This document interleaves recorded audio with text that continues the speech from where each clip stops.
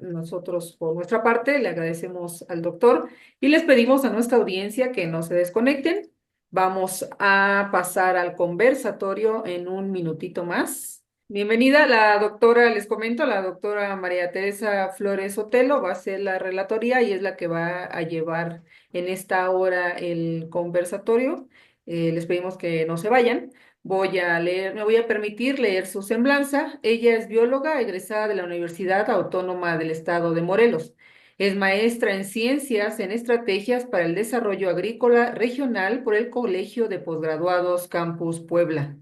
Es doctora en ciencias agropecuarias y desarrollo rural por la Universidad Autónoma del Estado de Morelos.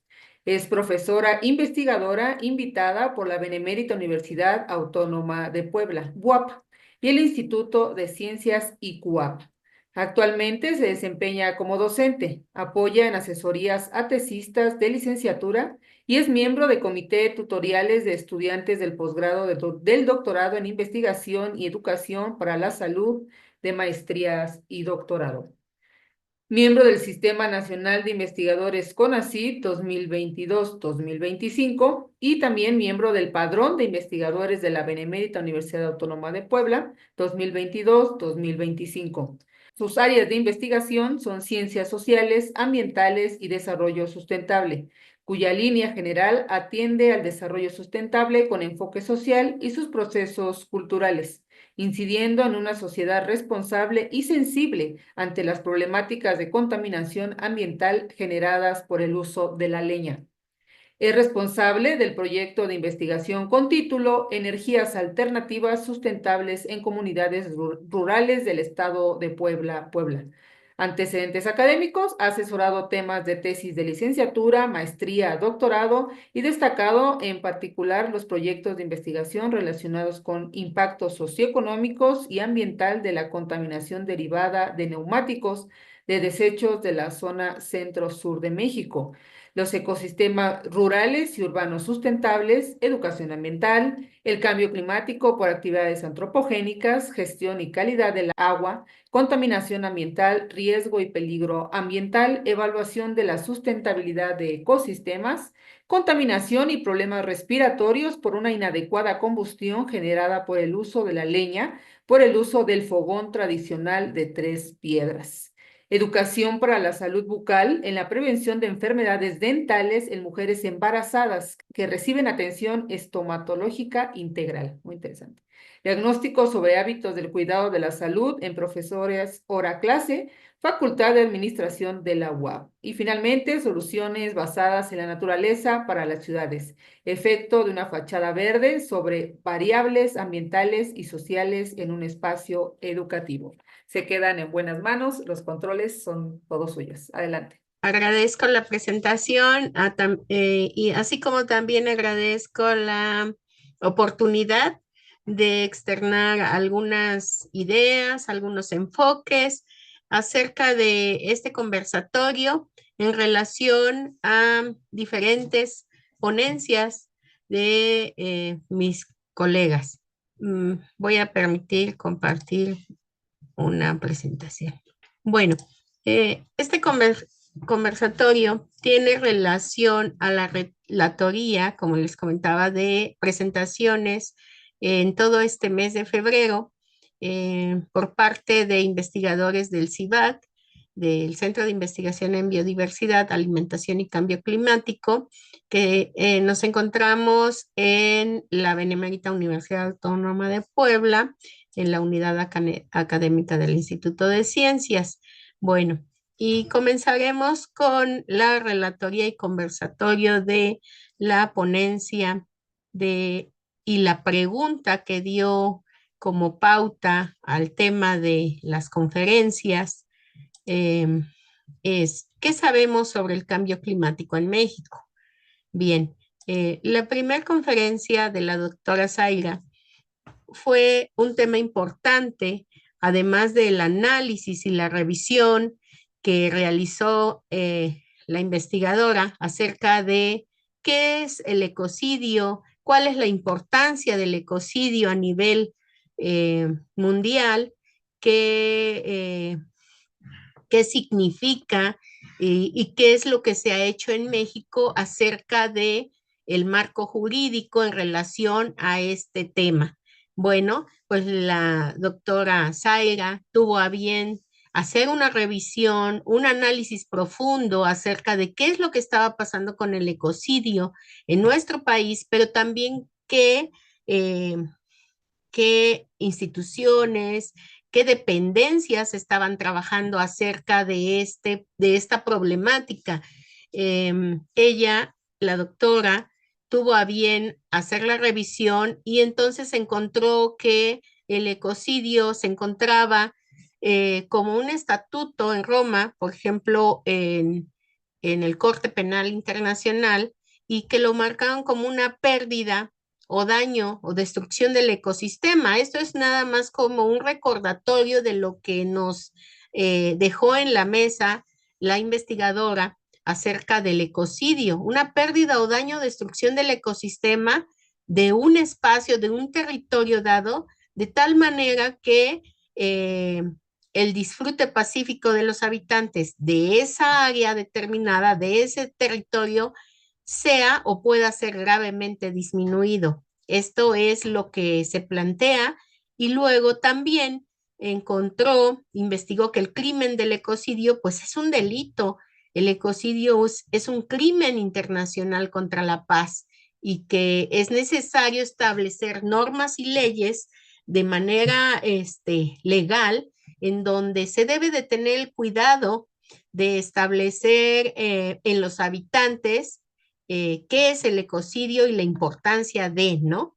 Y que en varios territorios o áreas o comunidades o espacios en donde se está dando esta problemática, pues el riesgo es seriamente dañado el espacio y es necesario prevenir y prohibir, como en muchas situaciones, en este caso el ecocidio como un ecocidio climático, ¿no? Debemos de prever no llegar hasta este punto, ¿no?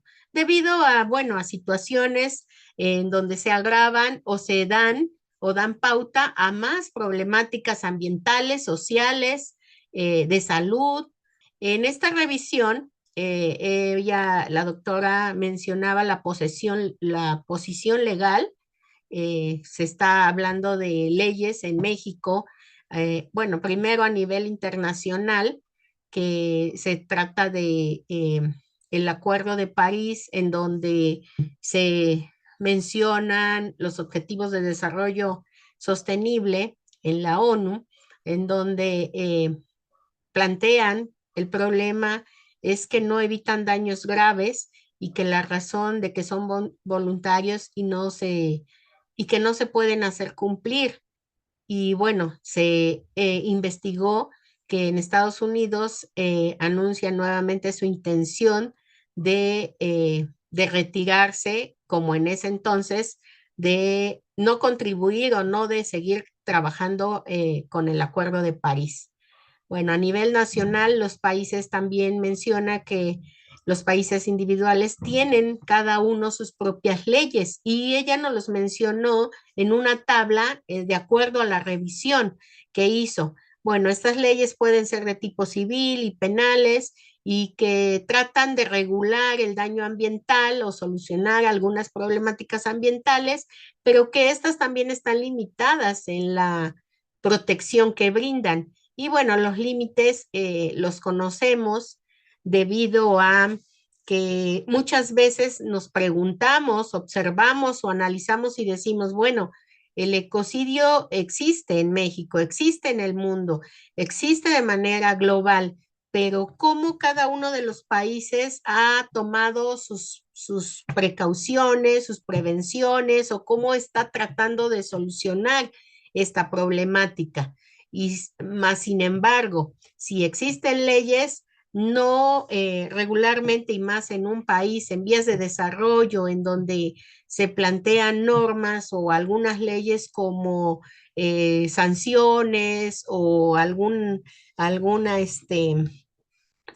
precaución que marcan, pero no plantean regular más bien restaurar el daño, ¿no? O solucionar el daño. Y lo veíamos, o la investigadora lo planteaba en el caso de, mencionó muchos casos que podemos discutir en la mesa acerca de, por ejemplo, el caso de la contaminación de la cuenca del Atoyac, el caso de devastación, por ejemplo, de flora y fauna. En los informes anuales también sabemos y conocemos cuántas especies se han estado extinguiendo o cuántas están en peligro de extinción. Bueno, todo ello deriva también pues de esta problemática, ¿no? Como tal, del ecocidio. Bueno, mencionaba derechos civiles, derechos penales nacionales, y algo importante es lo que menciona al final, en donde el derecho penal en los países en desarrollo es a menudo menos robusto y menos capaz de proteger al ambiente. Eh, Se intenta protegerlo, se intenta solucionar este tipo de situaciones. Sin embargo, también sabemos que somos un país en vías de desarrollo y que no siempre se cumplen con las sanciones, la restauración o eh, la solución de este daño, sino más bien son sanciones que son monetarias y que estas no son para resolver esos problemas o esas situaciones ambientales. De ahí que yo pondría el tema de la inconmensurabilidad de la sostenibilidad, ¿no? Porque no se ha permitido que se restauren los ecosistemas, que se solucione el daño. Solo se aplica una sanción, pero esa sanción, ¿a quién robustece o a quién le proporciona un beneficio? Y no al medio ambiente, ni al ecosistema, ni se solucionó el problema de recuperar esa especie. Hablemos de especie de flora o fauna, ¿no? Bueno, ese es mi análisis. Bueno, menciona la investigadora, es por eso que se necesita establecer al ecocidio junto a los otros crímenes internacionales, debido a la importancia, ¿no? que, que tiene esta situación. En la revisión, bueno, la investigadora Ramírez revisa qué países han incorporado y cómo lo han incorporado el ecocidio dentro de su legislación. Nos da varios temas, menciona la importancia del tema del el apartado del Código Penal de Vietnam, en donde menciona que el ecocidio ellos lo tienen como una destrucción del ambiente natural, ya sea cometido en tiempos de paz o de guerra, en esas interrupciones o en estas crisis, ¿no? Que mencionamos, que hemos vivido y que constituyen un crimen contra la humanidad. Es correcto, coincido. Bien, bueno, finalmente hace un planteamiento de sugerencias, de reflexiones acerca de este tema y menciona que debería de tomarse o de tener en cuenta el ecocidio en nuestro país y que debería de existir en la legalidad, en donde se mencione que todas aquellas actividades que conlleven o que impacten en los ecosistemas se trabajen o se quede estipulado en la ley civil, penal o en las instituciones gubernamentales como un desastre ecológico que obviamente impacta y modifica y repercute en el bienestar de la población, de la sociedad. También ella hace una reflexión acerca de qué es lo que debemos de sensibilizarnos o cómo debemos de sensibilizarnos hacia esta problemática, como una concientización y sensibilización hacia el respeto del cuidado ambiental, cambiando, modificando nuestra educación, impactando en la cultura, ¿no? En materia jurídica y ambiental, que debemos de tener presente esos conceptos, esos temas en las agendas ambientales. Y que hasta el día de hoy, pues los mecanismos tanto jurídicos, normativos y legales, pues resguarden nuestro planeta en el que estamos habitando, ¿no? De manera general, de manera global. Bueno, la propuesta sobre este concepto, sobre esta problemática en nuestro país, pues debe de considerarse como cualquier modificación, cualquier daño ambiental que afecte, como les sigo comentando, a nuestros recursos naturales, a los recursos naturales en donde nosotros estamos satisfaciendo nuestras necesidades eh, de sobrevivencia en todos aquellos ambientes naturales, rurales, urbanos. No solamente tiene importancia la parte rural, sino el medio ambiente urbano, los servicios ecosistémicos que nos brindan los recursos naturales han sido importantes para vivir de esta manera. Entonces, me parece tan preocupante que no nos sensibilicemos a que tenemos comodidades y satisfacemos nuestras necesidades básicas de sobrevivencia por medio de los recursos de los ecosistemas y que nosotros no estamos retribuyendo en nada ni estamos respetando tampoco eh, nuestros ecosistemas. Bueno, eh, también la investigadora hace un hincapié en el aspecto urbano, como lo acabo de comentar, y pues menciona que es necesario cuidar y generar los espacios de cultura. Es correcto, como en otros países desarrollados en donde están protegiendo la flora y la fauna de por ejemplo, de recursos o de servicios ecosistémicos que encontramos, decir un ejemplo, mencionarlo, las barrancas, ¿no? Las barrancas que proporcionan aire, donde se protejan la flora y la fauna, pero además también se hacen recorridos y se preserven y se protejan, ¿no? Estos espacios, ¿no? Por ejemplo. También menciona que se busquen nuevos esquemas de protección ambiental, por supuesto, en donde se establezcan o ya se quede establecido el ecocidio como un crimen contra la humanidad y el medio ambiente. Sí, un crimen bastante importante, ¿no? Y bueno, la importancia de mencionarlo en las agendas ambientales, pues también no solo en nuestro país, sí, por supuesto, en, en el mundo, ¿no? Bueno, continuando con la ronda de conferencias, también escuchamos la conferencia impartida por la doctora Guadalupe Azuara García y el doctor Benjamín Ortiz, en donde el tema que trabajaron e investigaron fue cómo afecta el cambio climático en la agrodiversidad. Escuchando la conferencia anterior, las dudas son muchas, las preguntas, los planteamientos y, y este tema va muy acorde a lo que estaban preguntando en la conferencia.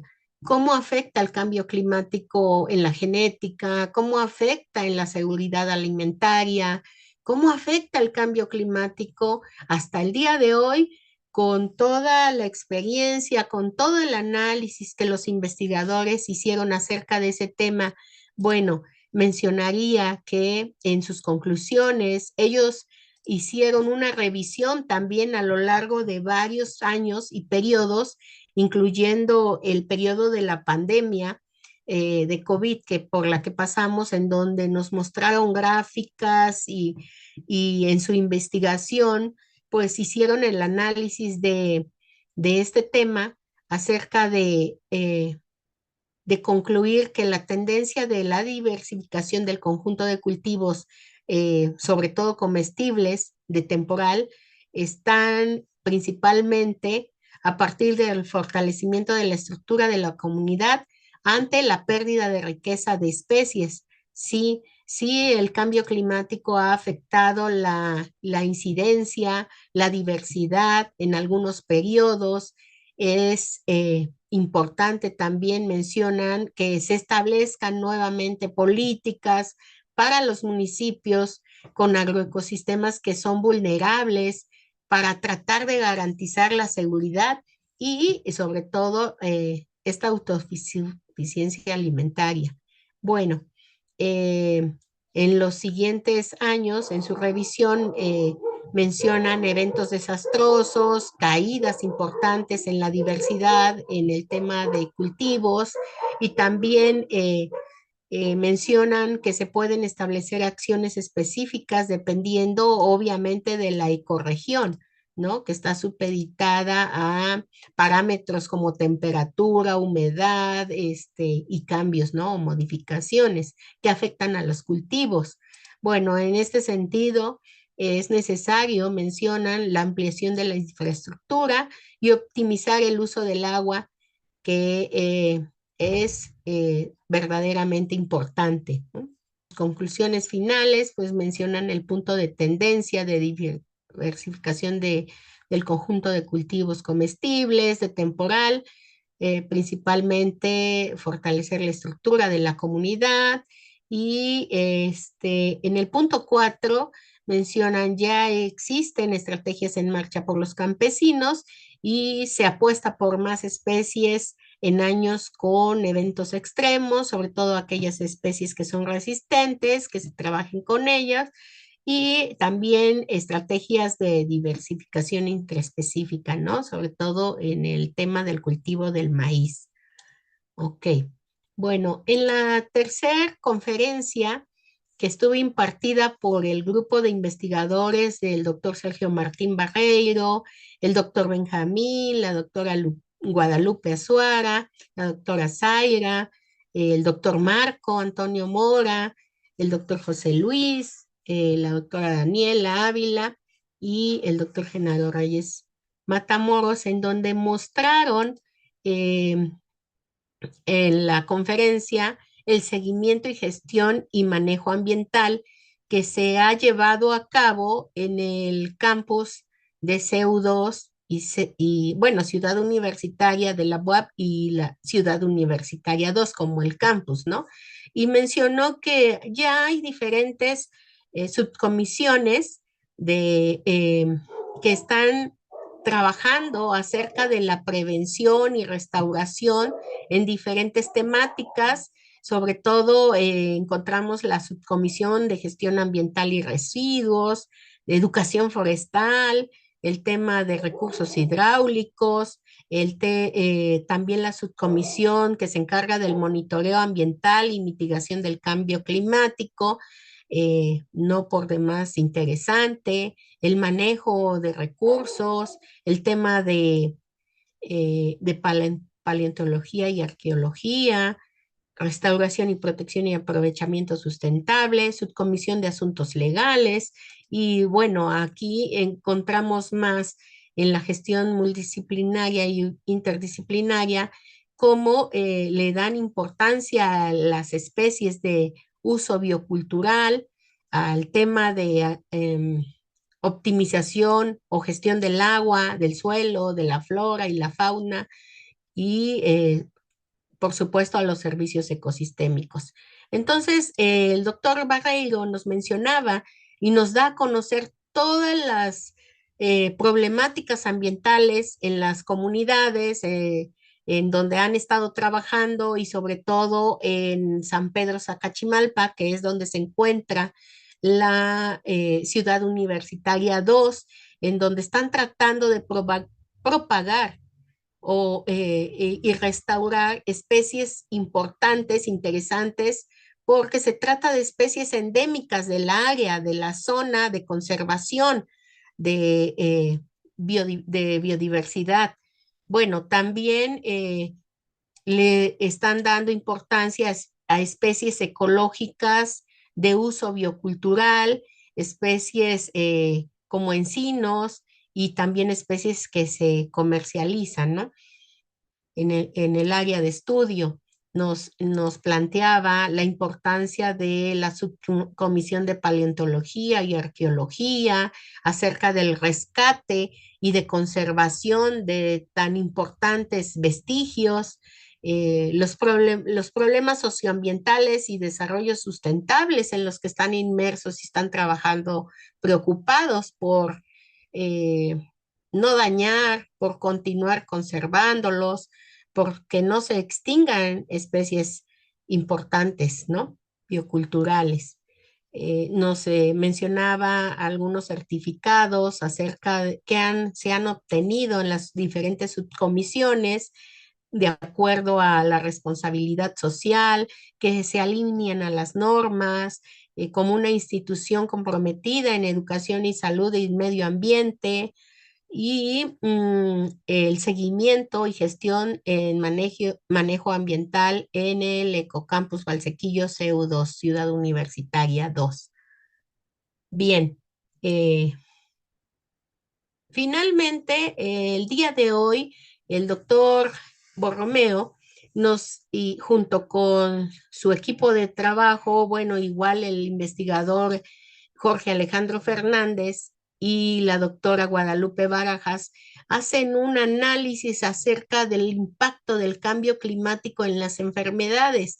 Y a mí me llama la atención y con agrado, por supuesto, de lo que comentaron en las preguntas acerca de, bueno, el cambio climático modifica la genética de los seres humanos, el cambio climático afecta, el cambio climático, estoy preocupada, me preocupa. Y yo siempre he dicho en mis clases a mis estudiantes, sí, estamos preocupados, pero no es suficiente con preocuparnos, sino más bien ocuparnos, sensibilizarnos, concientizarnos acerca de estas modificaciones, de estos cambios que comentaba la doctora Guadalupe en su conferencia, que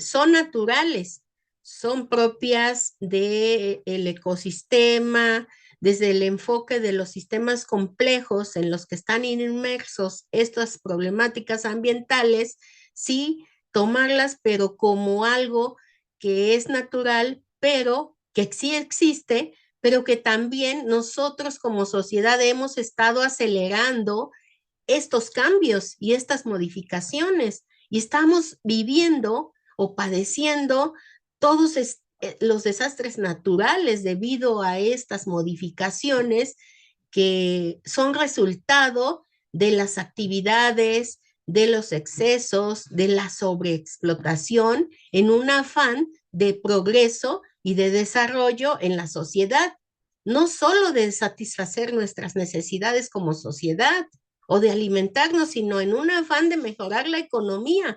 Y eso es un crimen. Eso es desastroso porque hemos acelerado estas modificaciones. Entonces, lo que yo planteo, bueno, después de la conferencia y la importancia del impacto del cambio climático en las enfermedades, obviamente ha sido importante, es correcto, hemos visto que se ha modificado la temperatura y diferentes parámetros y que han propiciado cambios o aceleraciones o resistencia de virus y bacterias y lo padecimos ahora en el periodo de COVID, en los que tuvimos que tomar otras estrategias y medidas. Pero ¿por qué sucedió eso? Por la intervención y las actividades humanas, ¿no?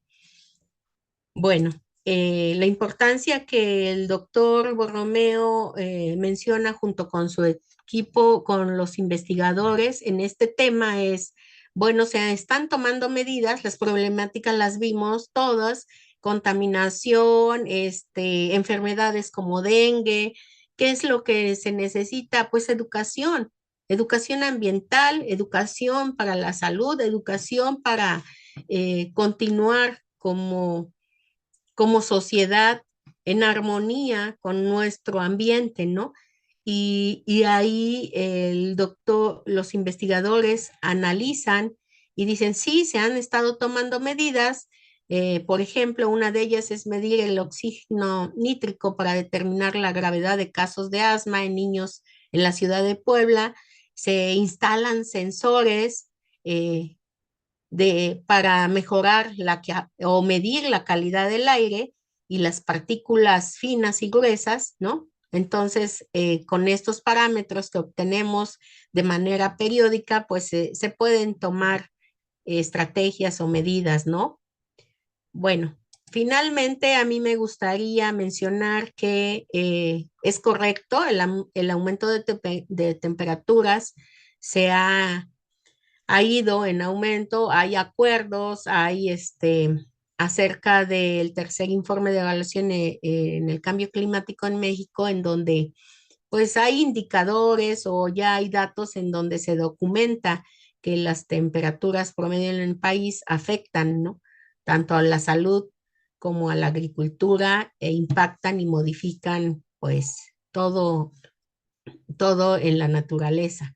Bueno, hemos vivido eventos climáticos extremos, desastres, en donde el informe del panel intergubernamental sobre el cambio climático, IPCC, destaca que sí, nuestro país es vulnerable a fenómenos meteorológicos extremos por todas las situaciones que se han padecido como huracanes, inundaciones, y tenemos datos en las noticias que cada vez son más frecuentes y, e intensos, ¿no?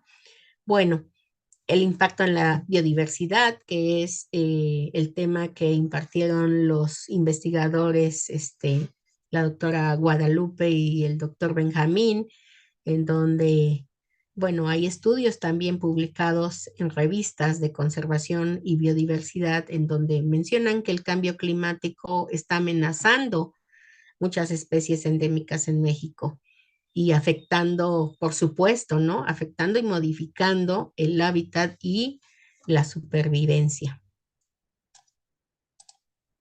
Ok, bueno, respecto a los recursos hídricos, pues es correcto, la disponibilidad del agua está siendo afectada por esta temática. Eh, en algunas regiones, ya sobre todo en el norte, pues se enfrenta a sequías severas. En el estado de Morelos también padecen mucho los pozos ahora ya no tienen, ya no proporcionan la misma cantidad de agua, se ha disminuido. Bueno, en el Informe Nacional de Cambio Climático, en 2021 menciona que el 70% de las cuencas hidrográficas del país están en riesgo por el agotamiento de este recurso. Hay políticas y acciones que en México se ha adoptado el Plan Nacional de Desarrollo, en donde se mencionan estrategias para mitigar o disminuir, ¿no? La temperatura y estas modificaciones en el cambio climático, y se sigue promoviendo y difundiendo, continuar con los enfoques de sostenibilidad. Bueno, en el punto 6 mostramos el punto de la conciencia social, en donde un estudio de la Universidad Nacional Autónoma de México, de la UNAM, indica que la conciencia sobre el cambio climático ha aumentado entre la población, y que afortunadamente pues se continúa impulsando movimientos sociales y políticas ambientales. Bien, a manera general, tengo aquí estos puntos en donde menciono en un análisis que el cambio climático es un fenómeno global, sí, es un fenómeno que está preocupando en nuestro país, pero también a todo el mundo, ¿no? Y en este sentido, podría mencionar que se manifiesta a través de variaciones, ¿no? En los patrones climáticos, pero que principalmente se llevan a cabo debido a las actividades humanas, como la quema de combustibles fósiles, las deforestaciones, y desde un punto de vista o enfoque de la complejidad, el cambio climático puede ser entendido como un sistema complejo en donde tenemos que observar que se involucran múltiples interacciones entre factores ambientales, sociales, económicos y políticos, por supuesto. Entonces, también escuchaba en la conferencia cómo aborda la interdisciplinariedad, cómo abordarlo desde la multidisciplinariedad. Es por ello que estas problemáticas ambientales y el cambio climático se debe de abordar desde el enfoque de sistemas complejos y no por complicados o difíciles o por todo lo que hemos vivido, sino más bien porque debe de abordarse desde el enfoque de la complejidad, en donde se tomen en cuenta diferentes ciencias o la interrelación de diferentes ciencias para tratar de encontrar o de buscar estrategias de mitigación, ¿no? O de disminuir la temperatura, ¿no? En esta situación. Bueno, respecto a las interconexiones de sistemas, bueno, el cambio climático no es solo un problema ambiental que está intrínsecamente ligado a sistemas económicos y sociales, porque según el climatólogo Trenberg, en 2018 él menciona que el clima es un sistema complejo que incluye interacciones entre la atmósfera, los océanos, la tierra y los seres humanos. Recordemos los ciclos biogeoquímicos, ¿no?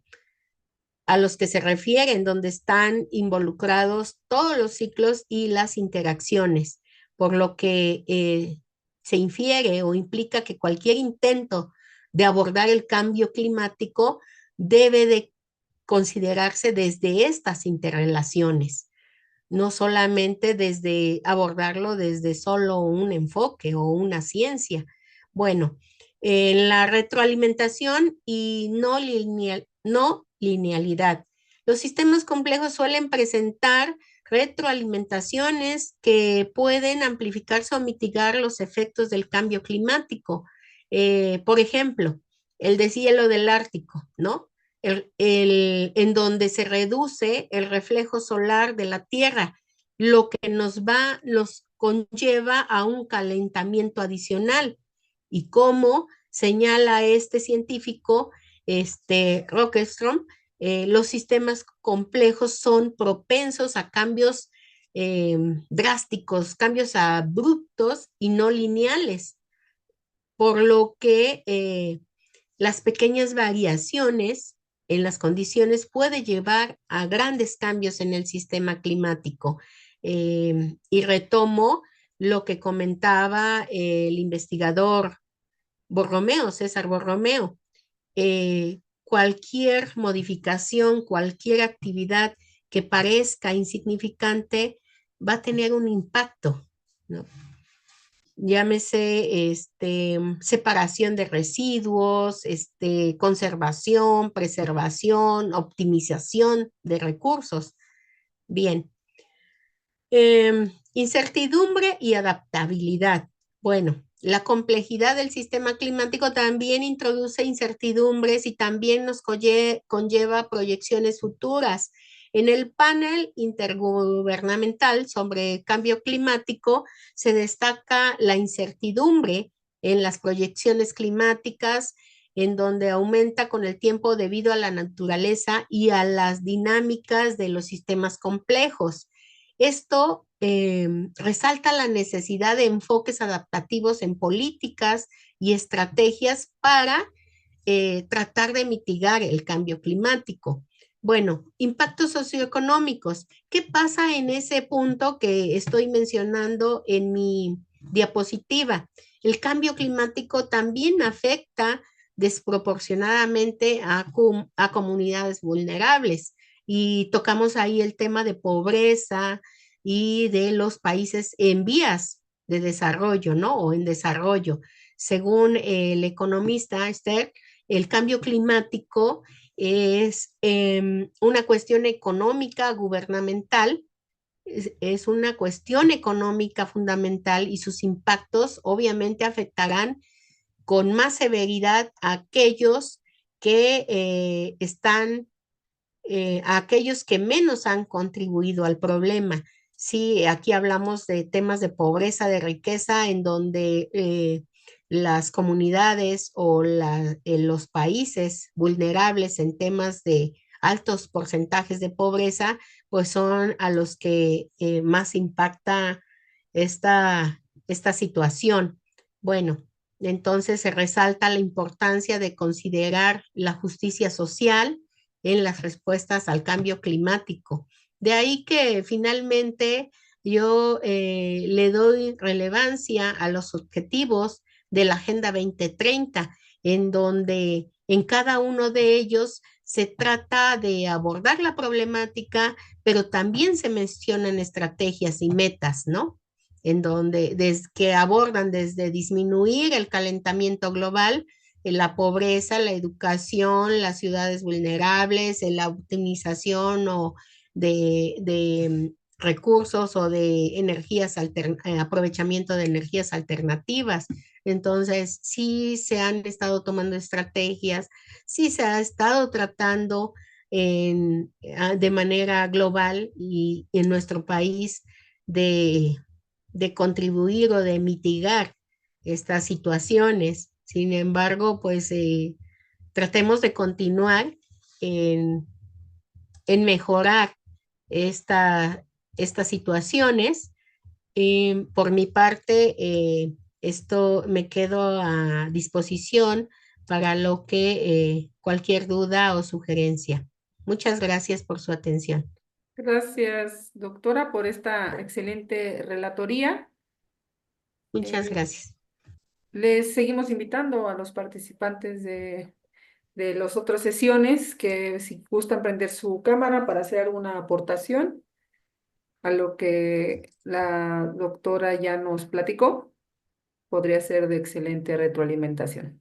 Bueno, si me permite, nada más de manera muy rápida agradecerle a la doctora María Teresa, porque es una relatoría bastante completa de todo lo que se presentó durante este tiempo. Me parece muy importante, especialmente para Muchas aquellas gracias. personas que por alguna razón no pudieron asistir a las demás sesiones, la manera a resumen en la que brindó toda la información que nosotros estuvimos presentando. Muchísimas gracias y muchísimas gracias nuevamente aquí al PINC por la invitación.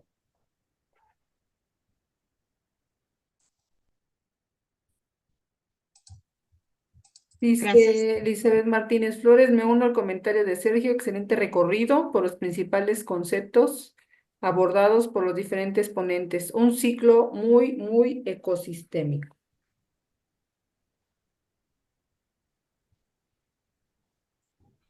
Yo quisiera preguntarles a los que estuvieron en las diferentes presentaciones, cómo la sociedad se involucra o se puede involucrar tanto en el proceso mismo de la investigación como en la comunicación de esta.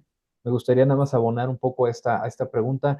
Lamentablemente creo que son muy buenos esos espacios que se organizan de manera académica. Sin embargo, yo invitaría muchísimo a las personas a que estuvieran constantemente revisando, porque, por ejemplo, hay muchos programas de manera local en los que los gobiernos, ayuntamientos, algunas universidades tienen, por ejemplo, la manera de juntan, por ejemplo, estos campañas que le llaman de deschatarrización electrónica, me parece que es, en la cual pues llevan pilas, llevan luego tenemos algunas tarjetas de los celulares que ya no utilizamos, o sea, toda esta basura electrónica que nosotros tenemos y que muchas veces no consideramos que al momento de que nosotros la tiramos, pueden contaminar cuando terminan en los rellenos sanitarios. Entonces, una manera en la que nos podemos estar nosotros uniendo de manera constante es estar al pendiente de cuáles son las acciones que hay de manera local en la que podemos nosotros contribuir a evitar que la basura en este caso se nos vaya a contaminar los mantos acuíferos, los rellenos sanitarios que de por sí ya están bastante contaminados por lo mismo de que son rellenos, pero tratar de evitar la contaminación con metales pesados y con algunos otros químicos. Entonces, esa sería una aportación que yo creo que pudieran hacer las personas. Gracias, doctor. El maestro Sergio ya tiene los permisos para abrir su micrófono, pero creo que nada más no quiere jalar. No, no. Bueno, ajá, bueno, también además de contribuir a lo que comenta el doctor Borromeo es los reciclatones también en la UAP que se llevan a cabo periódicamente para recolectar, ¿no? Colectar todos estos residuos o materiales peligrosos, ¿no? Que contaminan los recursos, ¿no? El suelo, el agua también.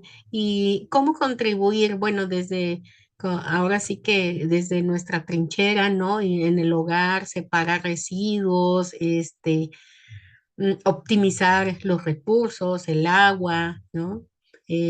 También de muchas medidas y trabajos que están desarrollando, que están llevando a cabo en Ciudad Universitaria 2 a través de las subcomisiones en donde abordan diferentes temas, pues es preservar, ¿no? La flora y la fauna, pero también este, tratar de restaurar o de permitir que los ciclos en los ecosistemas se lleven a cabo, ¿no? Y hablamos de pesca, de suelo, de todos los recursos.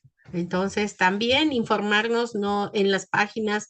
Ahora les digo a mis estudiantes, ahora todo es más fácil y estamos muy, muy comunicados, ¿no? Tenemos acceso a mucha información, qué es lo que están haciendo las dependencias en el gobierno, las instituciones, ¿no?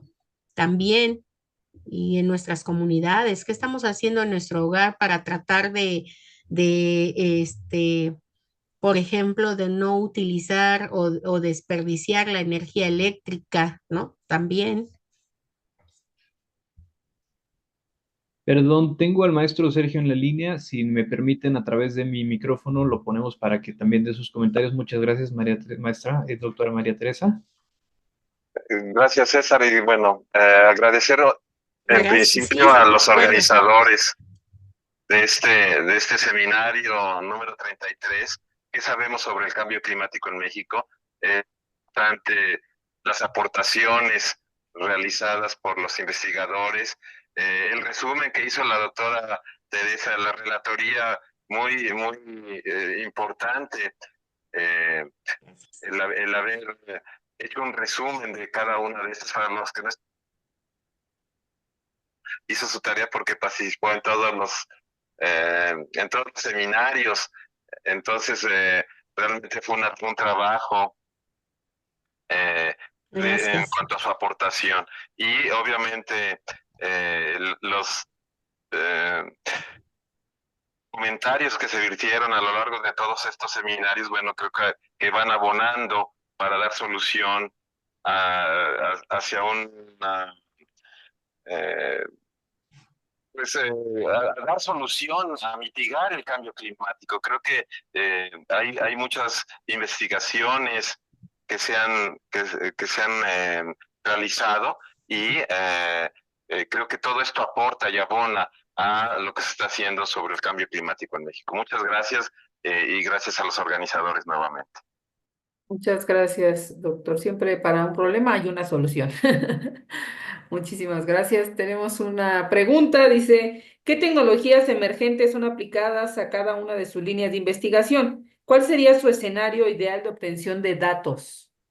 Sí, bueno, nosotros especialmente aquí, como mencionaba, por ejemplo, el investigador, el doctor Marco Antonio, él está haciendo unos sensores a partir de elementos muchísimo, muy pequeños que son fáciles de conseguir para cualquier persona. Él está integrando sus conocimientos, obviamente, desde su área que es la química, con la programación. Obviamente tiene también algunas personas que lo están apoyando desde el lado de la computación, algunos, investigadores postdoctorales también apoyando la labor que están realizando. Entonces, por ejemplo, en su caso, esta parte de la microcomputación y la programación creo que es una parte muy importante para el desarrollo específicamente de lo que él está realizando, que nos ha compartido bastante su trabajo. Entonces, yo creo que por ahí la creación de los dispositivos de manera independiente, sin recurrir a las grandes empresas que muchas veces, como lo decía durante mi presentación, cobran millones de pesos por estas tecnologías. Creo que es lo que en esa área se puede realizar para en ese caso, la medición de las partículas pequeñas que nosotros respiramos. Esa sería una posibilidad. Sí, bueno, también en la Benemérita Universidad, a través del Instituto de Ciencias, se conserva y se preserva especies importantes desde el punto de vista de la bioculturalidad de flora y fauna. Se trata de disminuir el calentamiento, el aumento de la temperatura, también con el uso y la propuesta de muros verdes. Se está aprovechando la energía solar con paneles solares. También se trabaja en las diferentes facultades con ecotecnologías, tratando de aprovechar al máximo la energía, ¿no? Desde, por mi parte, en la Facultad de Ciencias de la Electrónica, también como comenta el doctor Borromeo, por medio de sensores, estaciones de monitoreo de diferentes parámetros, ¿no? Desde el punto de vista del aprovechamiento también de residuos orgánicos. Y sí, estamos tratando de disminuir estas situaciones o modificaciones del impacto del calentamiento global desde diferentes energías alternativas, ¿no? La propuesta del uso de diferentes energías alternativas, optimización, aprovechamiento y conservación de flora y fauna y tratar de disminuir el impacto en los ecosistemas, sobre todo. Muchas gracias, doctora. Dice Gabriela González Zúñiga, en el Universum de la UNAM hay un reciclatón donde reciben equipos de computadora que son obsoletos. Ujú, Y sí, finalmente dice, ¿cuáles correcto. son las proyecciones a corto y largo plazo para México en relación con los fenómenos estudiados y cómo podrían evolucionar? Y otra dice, ¿cómo lidiar con la incertidumbre?